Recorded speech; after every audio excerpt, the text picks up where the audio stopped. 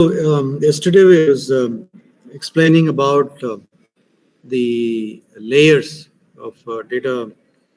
Uh, you can call it big data architecture or the layers in big data architecture. This is the one. Okay, so just to recall, we have like 5 layers. Each layer will process the data from the sources, and it will either use ELT, extract load transform, or it can also use ETL, extract transform load, then process it and store it in some data storage, could be database or cloud or Hadoop distributed file system and so on.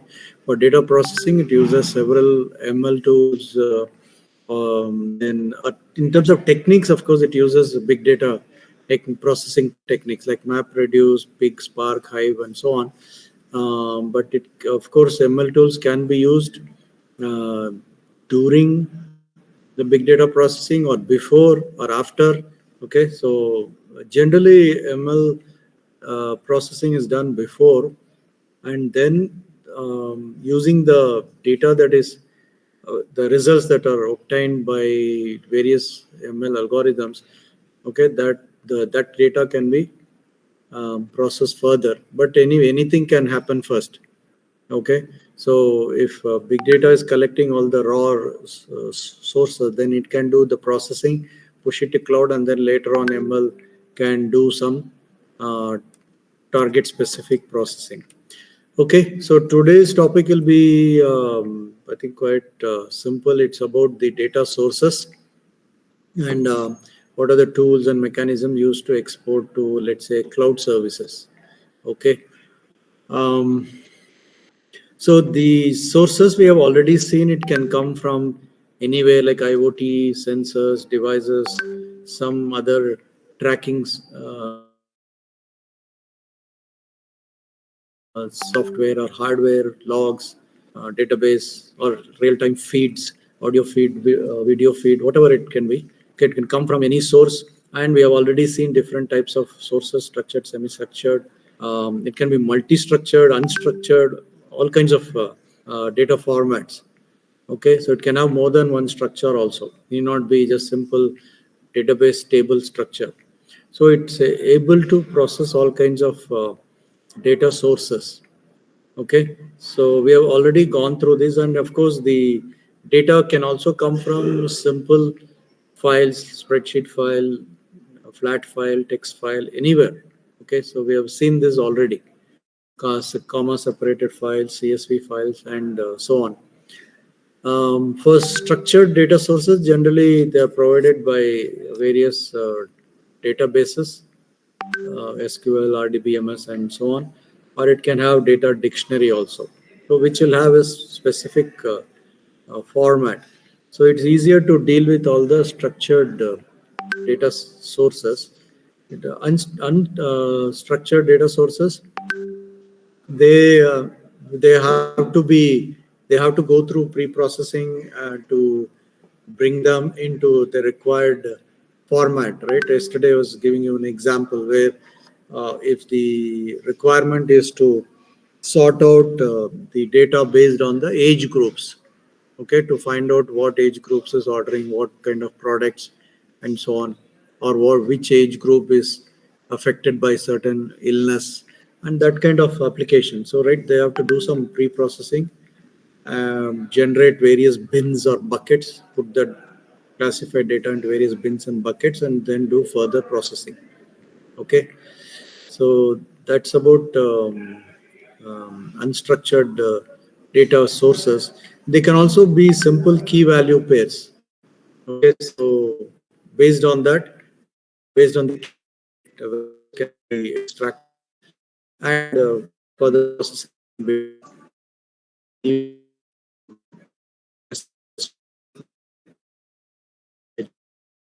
done.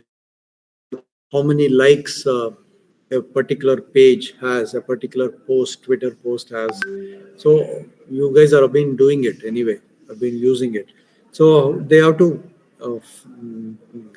get all the data and process it. So to find out how many likes each page has and so on. Okay, so there are lots of use cases, and they have to deal with unstructured data sources also. Okay, like if it is just a web page or email message, Facebook pages, and so on.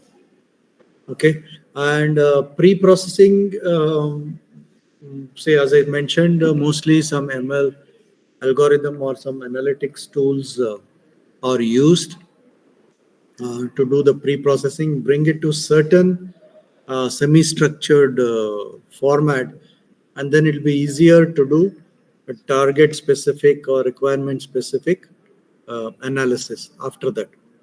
Okay, so there are lots of ways to do pre-processing. It is like they also do some cleanup work and so on, filtering, cleanup work. So some of them are listed here, like dropping out of range, inconsistent outlier values.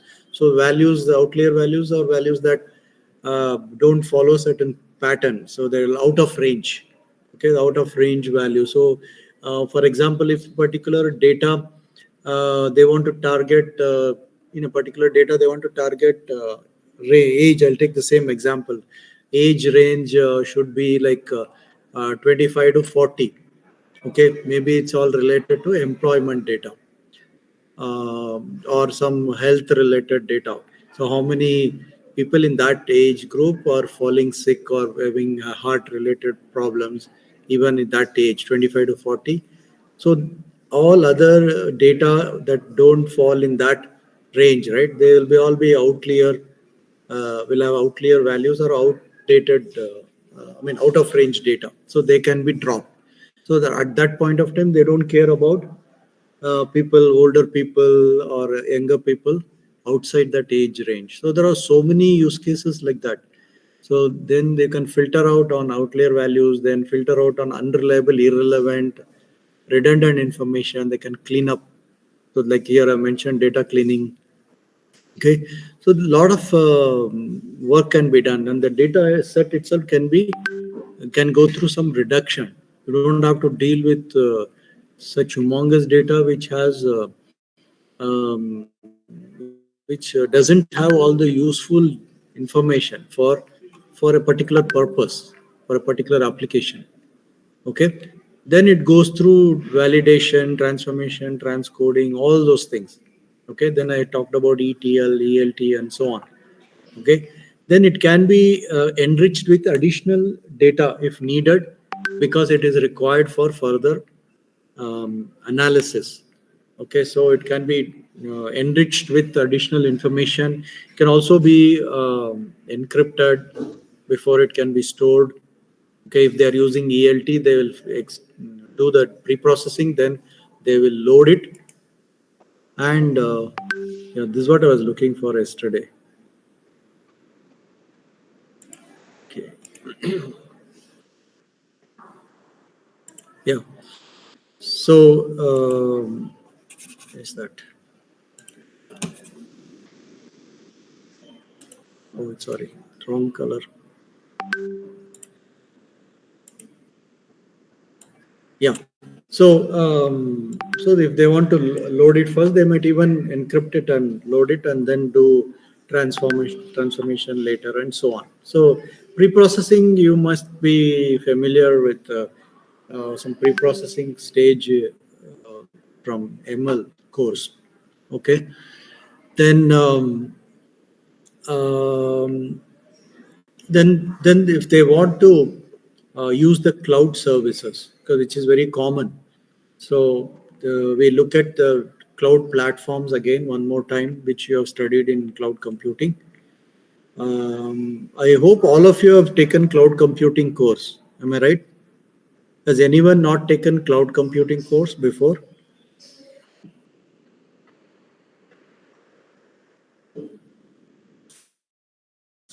So that means can I assume all of you have taken cloud computing course? Nobody answers. Well, what about Nandini? Yes, sir. Last semester we had, sir. Oh, last semester in second sem, MTech.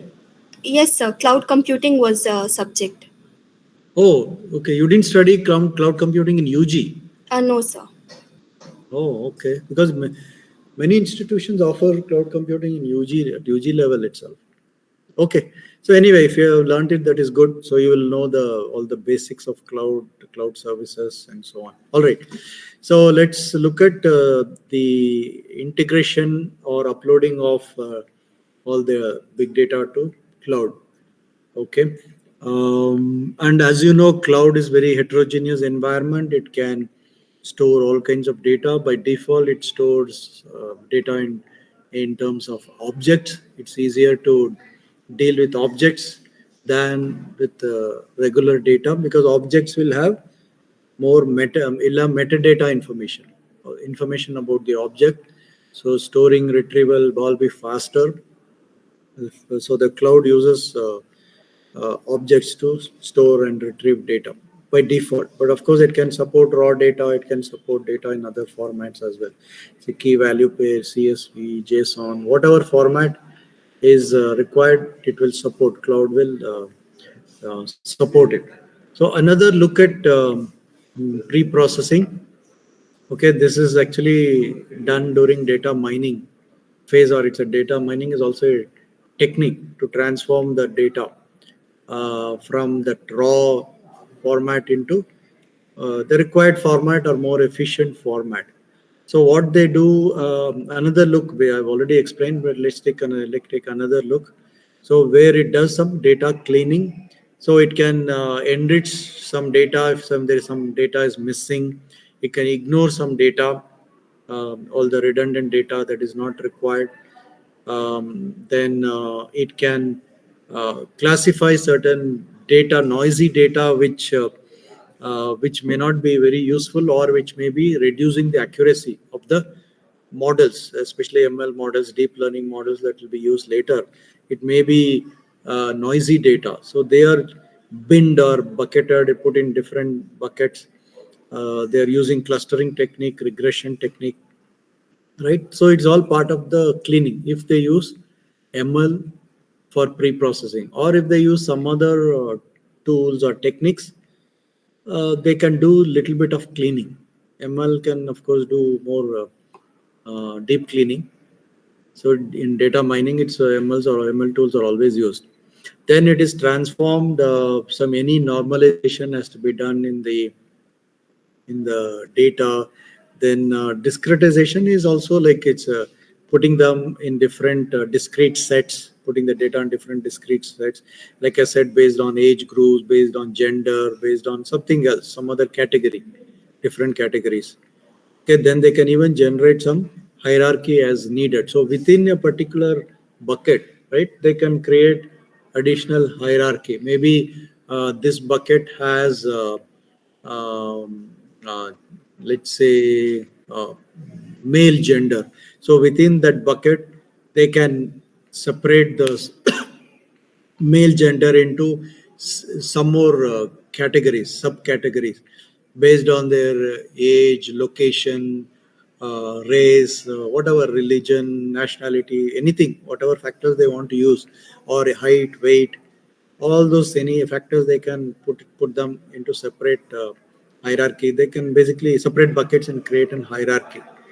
Then the data reduction part. So here, so if they use map reduce technique, for example, then of course they can use all the reducer step or process for aggregation purpose. So finally, you get a summary of the results. Okay, so like that they do various techniques during the data pre-processing. Okay. So this is another way to represent pre-processing, but also it extends it beyond pre-processing. So what additional analysis can be done, and then how it is visualized. So this is like a one slide which will cover the entire syllabus in all the modules, 5 modules. You can consider this one slide which will cover the concepts of all 5 modules in this course. But of course, it doesn't have any details. So it just it's a given idea. Module 1 is all about basics only. Okay, so it will give you idea what is involved in big data analytics. So again, we'll go over these steps. So data pre-processing, analysis, all the application integration process, this entire process, what does it involve? Okay, so we have already gone through this. So data ingestion, cleaning, reduction, pre-processing, wrangling, enrichment, all these things are ETL. Here it says ETL, but ELT is also used. But here it's specific to um, transformation and then loading it. Okay, so it gets the data from the data store, and here it exports to cloud immediately. Okay, then it starts doing some um, processing. So it whatever data it exported to cloud, right, that can do this. Why the pointer is not coming? Yeah, so that can do some additional analysis using probably ML tools. It uses NLP also. Then if it is some semantic analysis to be done, it will use some NLP tools, uh, and then extract all the information from the cloud directly, and then produce some results. All right, and that results can also be used for comparison purpose later on. So it is feeding that results back to this integration server. Okay, the results obtained through the cloud and the analysis part that can go there. Then the other another path, it can do some data mining, cleaning up, like we saw last in the previous slide. It can do a lot of pre-processing, mining, and all those things. Still, it can go through this same path, machine learning, all those things. It can even generate some reports, that is the data visualization part, and then it can be integrated with the data that is obtained through the cloud directly. Okay, so those both the data can be combined and stored or compared, and or they can determine which one gives better results, better accuracy, whether pre-processing, in pre-processing some cleaning up that was done, whether it removed some useful data that would have reduced the accuracy or reduced the result percentage. So all kinds of analysis can be done. This is just an example. So they need not do like this. They can do all the data mining, pre-processing, everything, then push it to cloud. Okay, or they can push it to cloud and then do everything. You don't need two parallel paths. All right, so it all depends on the use case. So if they want to do some comparison, all right, so this path may be using certain deep learning algorithm or one or more algorithm. This can be using certain different algorithms. One can be using random forest, the other can be using ANN, RNN. So they can do all the comparison. Okay, so this is good for comparative purpose. Any question on this? You're all ML students. Any question on this? Okay. All right, so let's move on to the next one.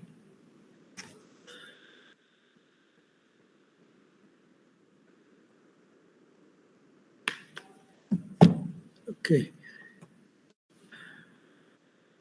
All right, now the cloud interface part. Okay. So what happens? So after the data is either pre-processed or before pre-processing, whatever may be the case, they are pushed to cloud service. You all should be knowing the benefits of cloud services and the cloud providers provide, or the managed services. There are two things, right? Managed services and unmanaged services provided by cloud providers. So all the major cloud providers provide managed services. So they handle everything. They even provide the platform environment, not platform environment, for doing a lot of data analytics. They will provide ML tools, big data tools. They have like especially AWS. It has support for Spark tools, Hadoop tools, big data tools, ML. They even run a lot of ML algorithms. You don't have to run it uh, by yourself. So the platform supports everything. Okay, they have managed services. One of them is like AWS SageMaker. So if you get a chance, you can read it. I'll go thinner. So it is like AWS SageMaker, which is very popular, used in the industry also. So it even provides a GPU environment. It provides algorithms. It provides everything. All you have to do is push that data to the SageMaker environment. Okay, and then it will. Then of course you have to run certain scripts and so on. Then it will be running all the. They'll be processing on the data set, and it'll give. You can select the required ML algorithms or deep learning algorithms you want to run, and it will produce the result. So those are the managed services. They are managed services for various. Okay, even to manage the instances, buckets, the VPA, VPC, the user account, a lot of things, a lot of purpose. So it is easier to go with managed services, but you have to pay more. Okay, so any cloud service or set of services can be used depending on the requirement, and then any type of platform or the model, not platform, model can be used. So EAS, PaaS, and SaaS, right? So what is EAS? Hope remember. Infrastructure What as is a service. infrastructure as a service? And P is Platform as a service. platform as a service. S is for Software as a service. software as a service. So the companies or the users or the customers can sign up for any particular model depending on their requirement. If they just want the infrastructure, then they'll go with EAS service. If they don't care about other things, compilers, the Google App Engine, anything else that the platform provides. Okay, the databases, all those things will be provided by the platform. If they just want the hardware resources and some connectivity to those hardware services using REST API or HTML or whatever it is, they will go with EAS. Then the SaaS, of course, if they want to use the existing software, there are a lot of business applications, then a lot of other software, even email, right? Email, web services, web applications, then some SQL application. They all can be directly used, where you don't have to make any changes. You don't have to like say application. It's very common. That's provided as SaaS.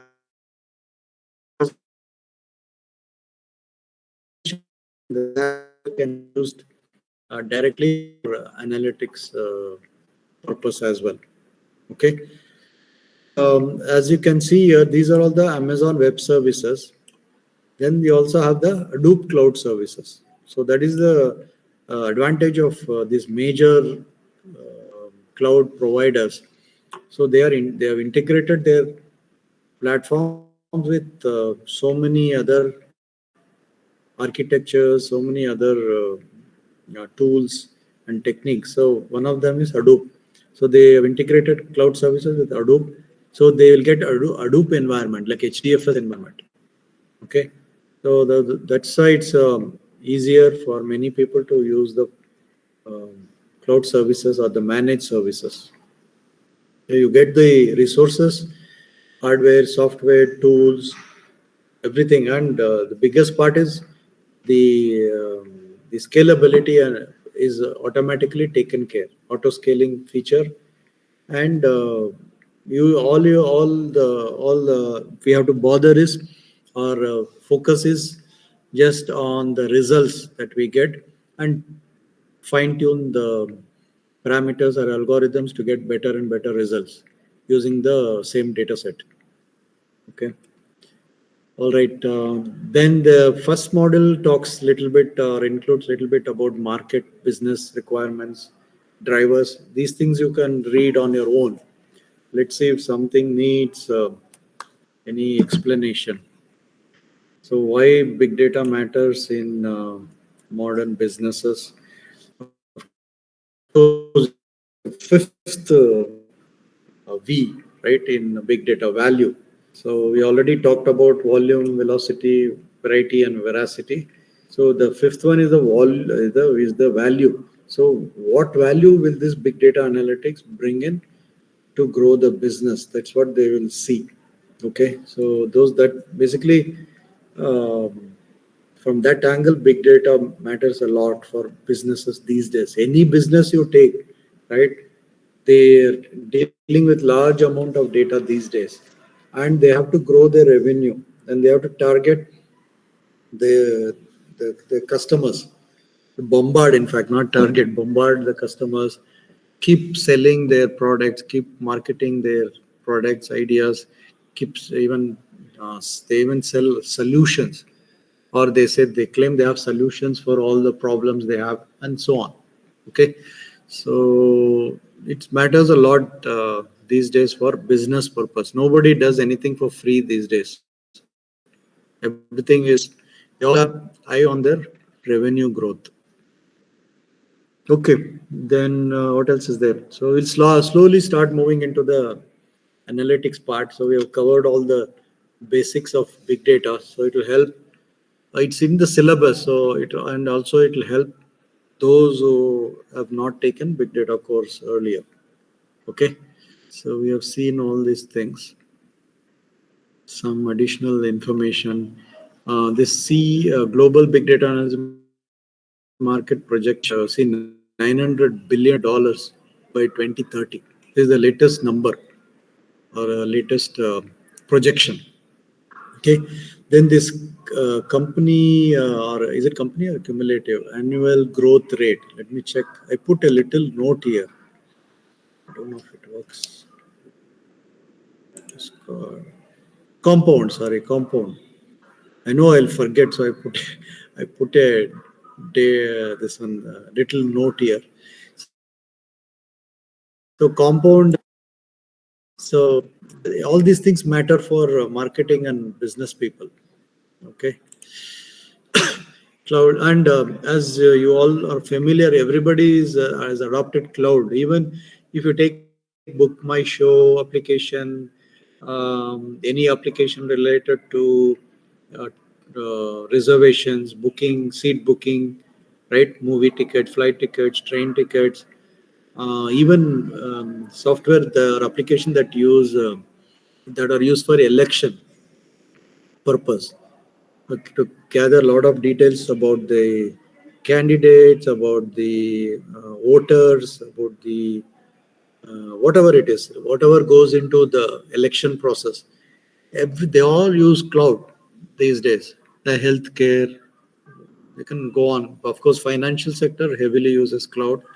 So they're all adopting cloud. So there is a big push for all these IoT, AI integration, cloud adoption, all these things. So, and big data is also growing and improving in terms of integrating with cloud, with IoT, AI, ML, and so on. So it is like everything is integrated with everything else. That's how the situation is these days. Okay. All right. Then industry, you can read all the various industries. I mentioned some of it already. Deployment, yeah. Do you guys know what is on-premise analytics? One is cloud-based, the other is on-premise. Do you know? You would have studied in cloud. So on-premise is outside the cloud, that is using the local resources. So it could be like a lab setup or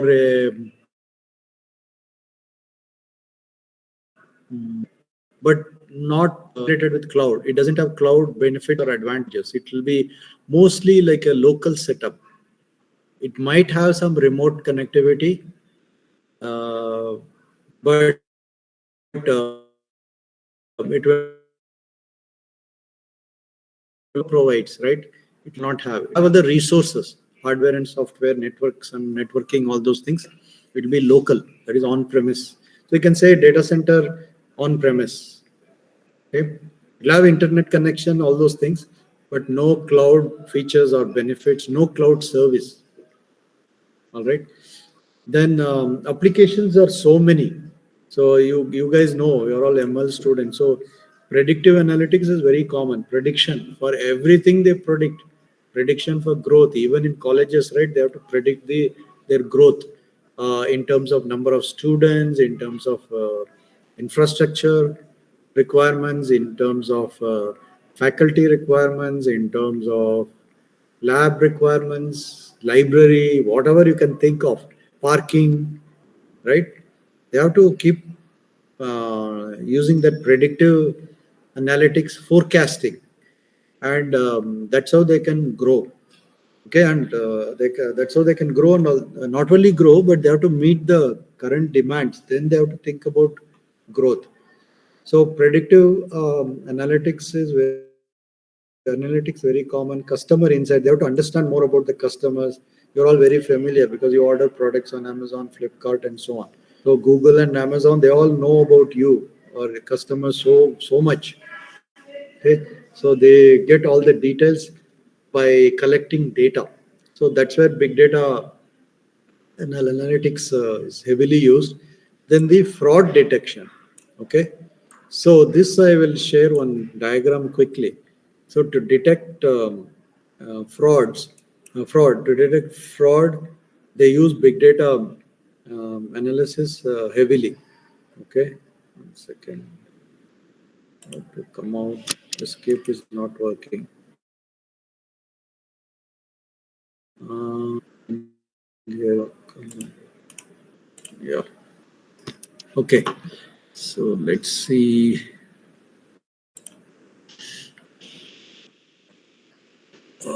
Is it? Yeah. So for fraud detection using real-time analytics, are you able to see my Word document? This diagram? Yes, sir. Can some? Yeah. Okay. So let's see where this data processing or data analytics is used, how it is used. So very similar strategy that we have been seeing in this module. So real-time data collection, right? They just collect data from different sources. It's not single source. So for fraud detection, it could be transaction records like bank transaction, whatever transaction, payment transaction, ordering items, flight booking, whatever it is, all the transaction records, user behavior. This is what they are good with in collecting. How we navigate through the application, what kind of options and features we select, what kind of this one categories we look into, all those user, how we do it, how fast, I mean, how long we stay on a particular web page, what are we actually searching, everything is captured. Frequently we access that page, how frequently we switch from one page to another, how frequently we exit that page, exit the application, again come back. So all kinds of behavior is captured. Then social networks, social media, all those external data, some other data provided by some external source, external vendors, providers, third party, all those things are collected. Okay, it could be real time or not. Okay, and it goes through the same thing, data processing, analytics. Okay, it could be pre-processing, whatever it is. What they do is they identify patterns, normal behavior, detect anomalies. So for fraud detection, they will see if something is unusual, abnormal activity, unusual activity, or uh, large amount of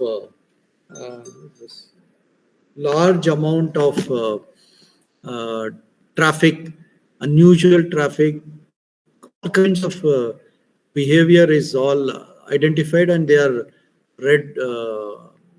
red marked or red flagged, they are all flagged red, could be potential danger. So some unusual IP address, unusual way of traffic, abnormal traffic, all kinds of things. Okay. So detect anomalies, correlate across systems. So that's where you will find that correlation algorithms all will be useful. So even random forest algorithm, all those things can be used here. Then based on the data collected, they can do some predictive analysis. That's where they'll use those ML models. So some decision trees, random forest decision tree can be used, neural networks, anomaly detection algorithms, separate algorithms can be used. All those things can be used. Finally, they come up with a mechanism to handle those anomalies or fraud. So maybe somebody is trying password to different passwords to log in. So a lot of unsuccessful attempts. Okay, all those things can be tracked, and then they'll trigger alerts. They can send email, they can send message to some higher authorities. They can block the transaction. That's how they block even ATM card, credit card, all those things, right? So if they suspect some unusual activity, first thing, if it is a bank related activity, the bank people will call you to find out whether you did all those transactions, because they are finding very unusual transaction, very big amount being transferred after a very long time, some abnormal thing. So the software will flag all those things. How they do it? How do they find out? They don't sit and watch. So the bank people will get the report or alerts, then they will call that customer. I myself have got calls many times in the past few years. So anything unusual, right? That will be flagged. Then if it is a company, right, if somebody, they want to find out who's hacking into their network or the system, they also use the same technique. So they'll find out if some competitor is hacking into their system or into their network. So all they can improve their security system security. They can change the security policy. They can take a lot of action. So that's where it's very important, where this real-time analytics, or it need not be real-time, it could be non-real-time also. But real-time analytics will prevent damage or reduce the damages quickly. They do static or non-real-time analytics, damage could have been done already to the software, to the database, to hardware, network, wherever the hackers are doing the damage. Okay, so that's about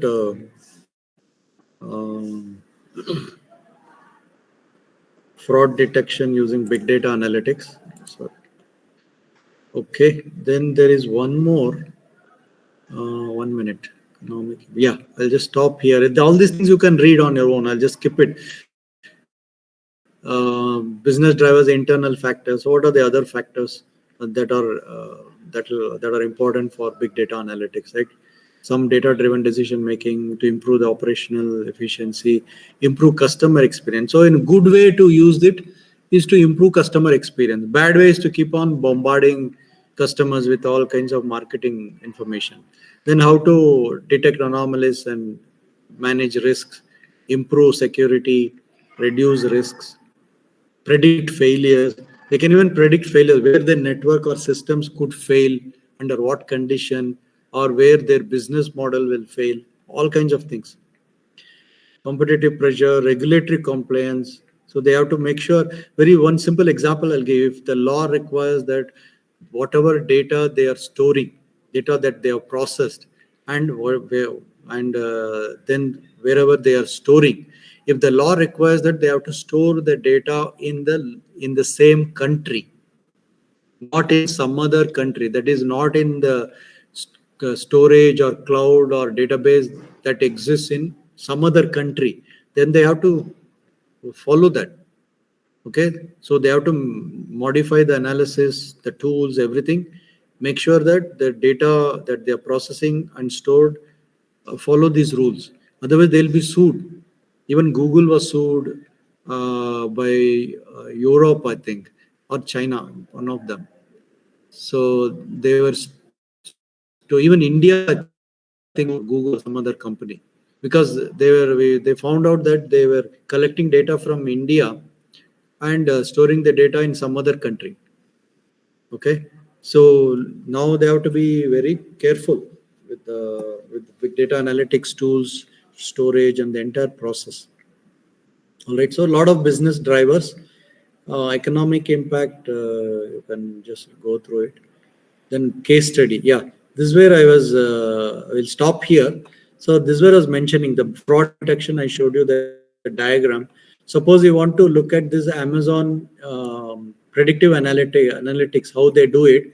I have one simple diagram. Okay, so let's look at it and then close it. All right, so they have a very simple method, or it's a simple diagram which shows they have, of course, exhaustive method to do the prediction correctly. So we all use Amazon for various purposes. So they collect all the data. Let's say we use Amazon only for purchasing some data, not for using cloud services. So we purchase the data. They collect all the details about the user, about the inventory. They also have to maintain this inventory. They have to make sure which item is available in the inventory, which has to be each item has to be restacked in the inventory, which item is out of inventory. Every single piece of data about every single product category, everything goes through this predictive analytics model, for which they use big data and cloud and ML. Okay, so related to device usage, resource usage, they generate very good billing information based on the resources used by various customers.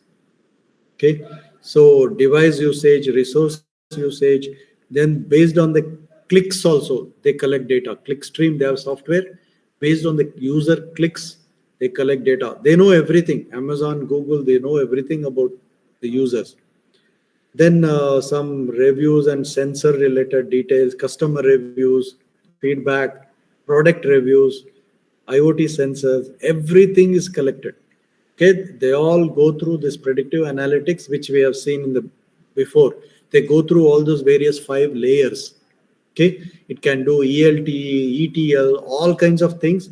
Finally, they come up with that personalization uh, end result. So they personalize your requirements, and then they start targeting the requirements. That's how they know. If you watch a movie, they can Netflix can show you, or Amazon can show you. You watch this movie, so you might also like these movies. You ordered this product, you might also like these products. You ordered this product, other customers have ordered um, some few products that will be useful with your product, that can be used with your product. So all kinds of recommendations are given. So they use some predictive analytics. If you want more details, of course, you can internet sources are there, chat GPT is there, you can go through all these things. See, they go through various steps here. So you can find it on internet or in chat GPT also. They do a lot of hard work to get that final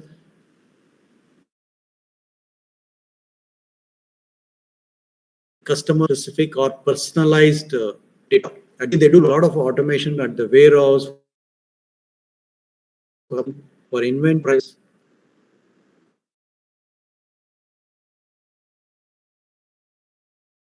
Then they have very good study in this course.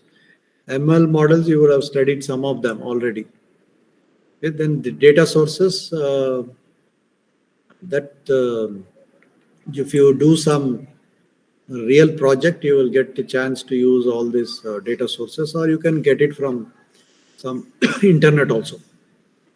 Okay, so that's it for today. Any questions? Let's see, I have to logged in. So about 15, I think. So there are some 4s. Let me take a picture now, because they want me to take attendance like online itself. So there are like 4 students who continue to be absent, I think. I'll have to find out. 1 second. hopefully from next week we'll have offline classes. All right. So, are there any questions? If not, we can close it. Nothing? All right. Okay. I'll see you next time, hopefully face to face, unless they have any issues in finding a room. Okay. All right. Okay. Bye. Thank you. Bye.